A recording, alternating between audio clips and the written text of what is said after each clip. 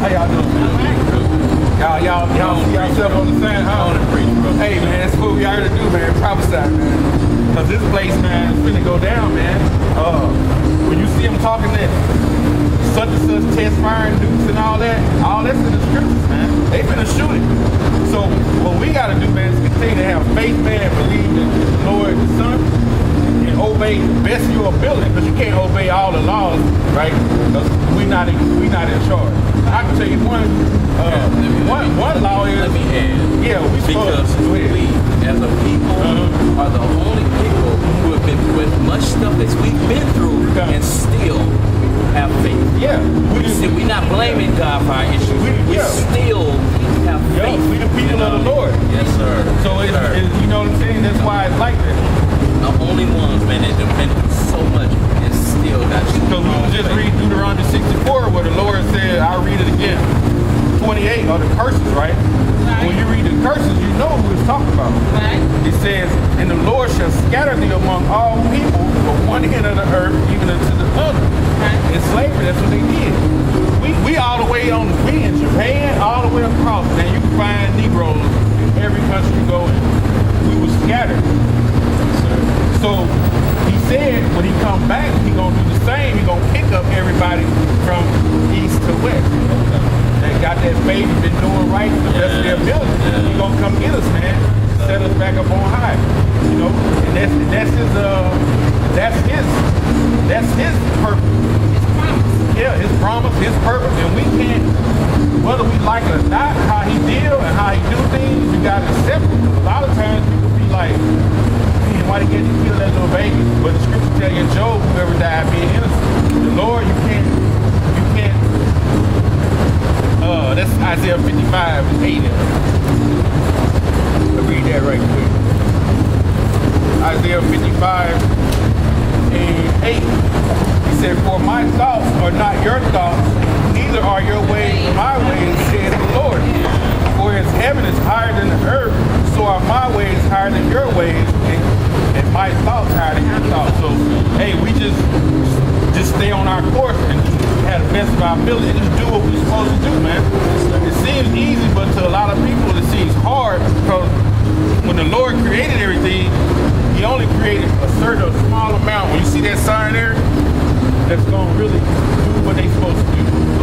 Everybody else, they gonna wild out. You see what I'm saying? They gonna wild out like they doing. They gonna be doing all this robbing, this killing. Come. Yes, sir. Yeah. And we all over the planet. Man, it's 7 billion people, man. It's gotta be at least 3 billion in the Israelites. Easy. And he said gonna take one. That's so, you know, that's really trying to do what they supposed to do. Yeah. But we got knuckleheads, you see them. They on the blocks everywhere. They ain't trying to do nothing, man.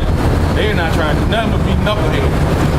So what the Lord is doing, when you see us out here, or you go on YouTube and type in Hebrew Israelites, you'll see brothers all over the world doing exactly what I'm doing now. Matter of fact, the brother on the other end of the state house building doing it right now too. Okay. So keep doing what you're doing. Yeah, bro, we trying to please. Hey, we need you. Yeah, we trying to get it out, man. Get it out. Yeah. We need you. Give me cool, y'all. I'll tell you something. And you're doing good, raising up young disciples. Yeah, the young disciples. Yeah. God. Y'all be cool. Hey, y'all be good now. Take it easy. You know, and it says back in Deuteronomy 28 and 68. You say like your shoes. Yeah. It says Deuteronomy 28. I said 64. And the Lord Yahweh shall scatter thee among all people from one end of the earth even unto the other. And thou shalt serve other gods which neither thy nor thy fathers have known, even wood and stone. Because back in the ancient days, our fathers didn't know nothing about no Islam, because that Islam didn't come about until around 500, 600 AD. So our fathers didn't know nothing about that. They didn't know nothing about Jesus and the cross. They didn't know nothing about that. It said that the ones our fathers have not known, man.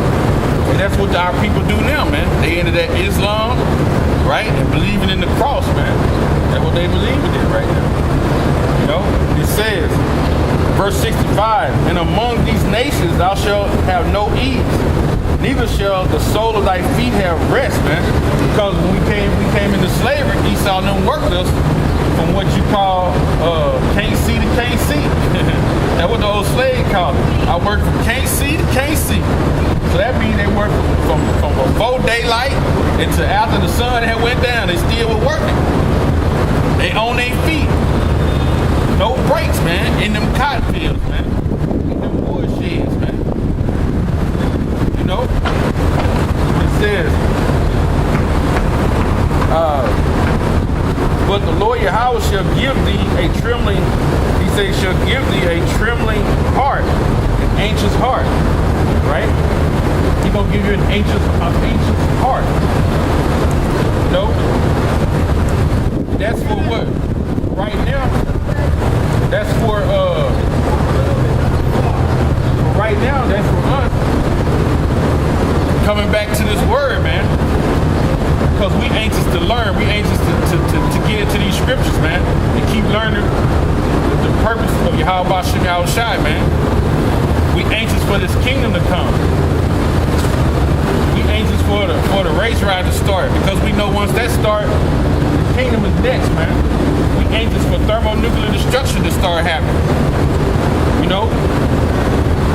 It says, in failing of eyes, he say he would give you a trembling heart, right? In failing of eyes and sorrow of mind, meaning trembling heart, meaning we're not gonna know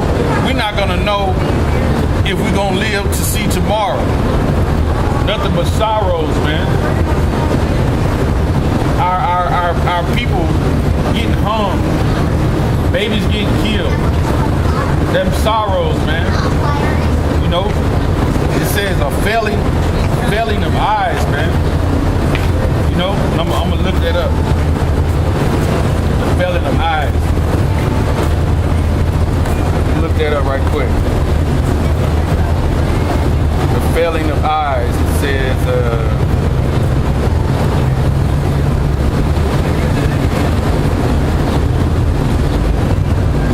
Deuteronomy 28 and 65. It says, trembling of heart. You're gonna be timid, right? I'm gonna go over that again. It says it will give you a trembling heart, meaning you're gonna be timid. When we was in slavery, every time the master come around, what we do? We tense up, because you don't know whether you're gonna get beat or killed.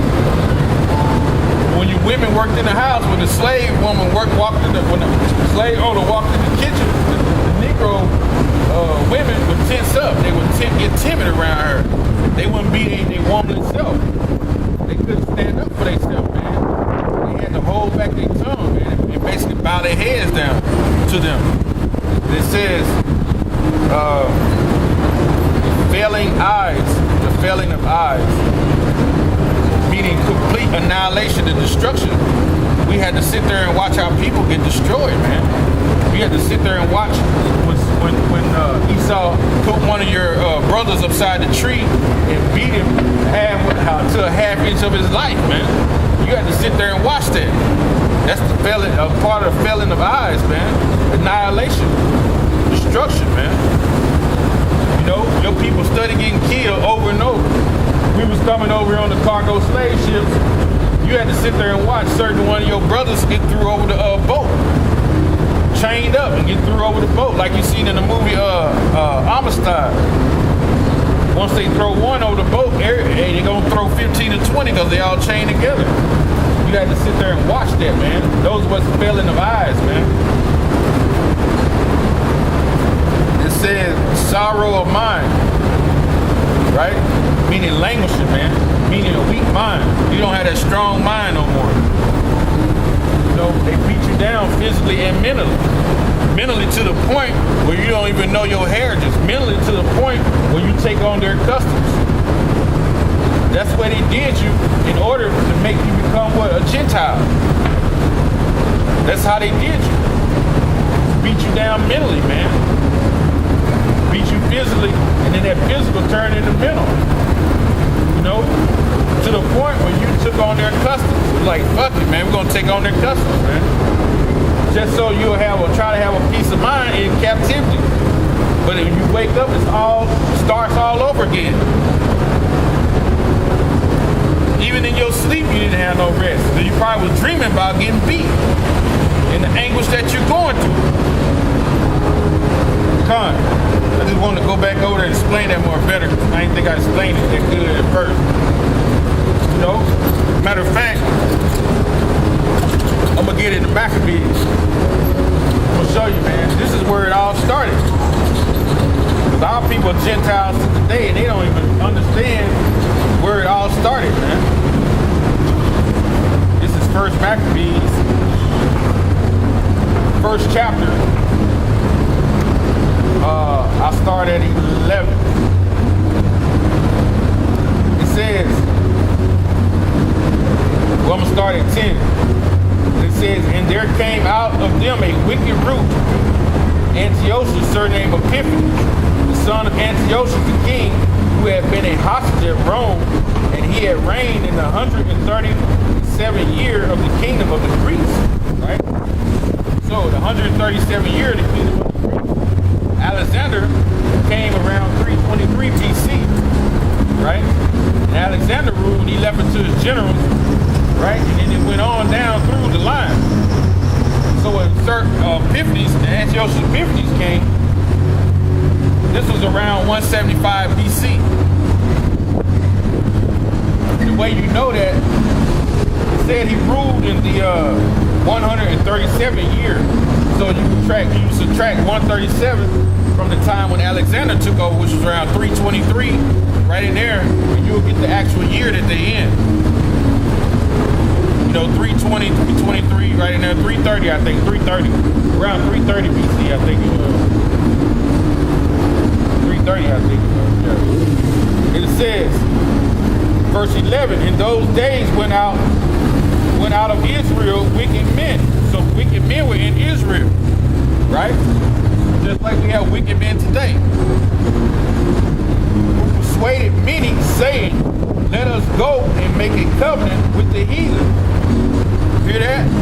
The wicked men in Israel say, hey, let's go make a covenant with the heathen. When you look into the word covenant, it's an agreement. They said, let us make an agreement with these heathens, man. And the Lord don't want you dealing with these heathens, man. He tell you in Jeremiah 10 chapter, be not as the heathen, man. You know? And it says, in those days went out of Israel wicked men, persuaded many, saying, let us go and make a covenant with the heathen that are round about us, for since we are departed from them, we have much sorrow. Right? So they saying since they departed from them heathen, they have had much sorrow. Because they were living good, even though they was in captivity, they thought they were living good with them heathen.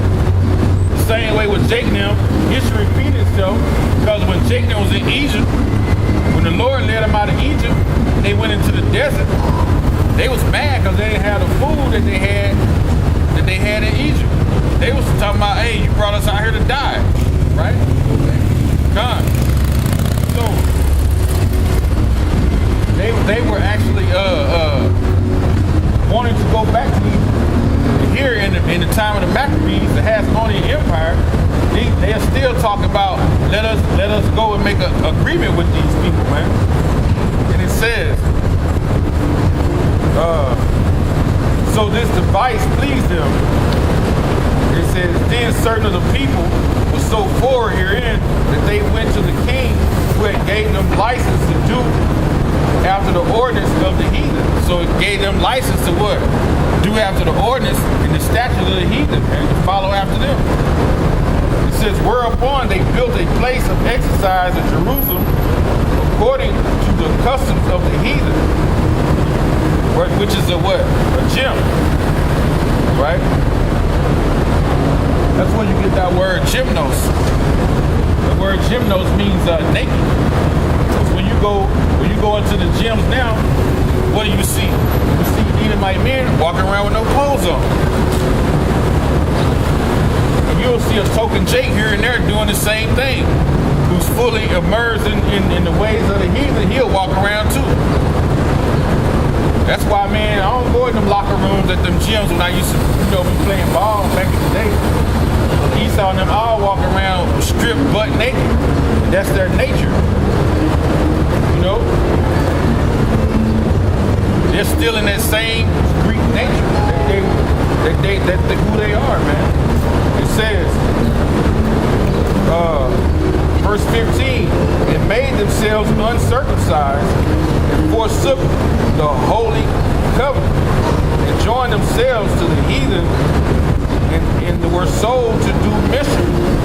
Right? They were sold. They were being willing slaves, man, and made themselves uncircumcised. So if they were circumcised, they were sewing the foreskins back over their penises, man. They were doing that shit, man. But what was the covenant? The covenant was made with Abraham. He circumcised the nation of Israel men on the 8th day. That was a covenant between the Lord and Abraham. They went from Abraham to Isaac to Jacob, his descendants, man. So on the 8th day, he was supposed to be circumcised. These damn jakes put sewing foreskins back over their penises, trying to be like these damn heathens, man. It says, I'm gonna skip down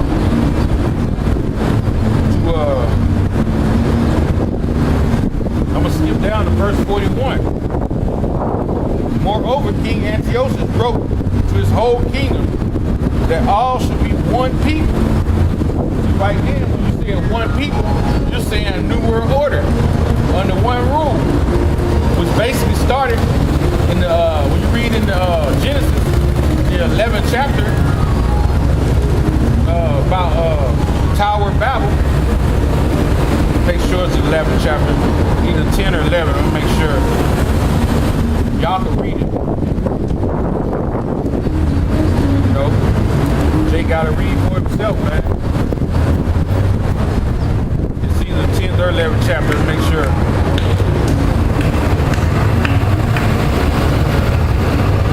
11th chapter, right? We're talking about the Tower of Babel. Where the Lord, they tried to build a tower, man. So the Lord actually flooded the earth again. They wouldn't flood. When you read in the Josephus, it talks about Nimrod building that tower to try to shoot arrows into the heavens, basically kill the Most High. So, it's crazy, man. Verse 41, moreover, King Antiochus wrote to his whole kingdom that all should be one people. And that's where America's going now. They finna try to do the same thing. That New World Order is finna be ushered on the people now. Right? With that coming of the microchip. Have everybody under one order. Before the Lord destroys America, you're gonna see them try to create this New World Order now on this planet, man. It says, verse 42, and everyone should leave his laws, so all the heathen agreed according to the commandment of the king. Yeah, many also of the Israelites consented to his religion and sacrificed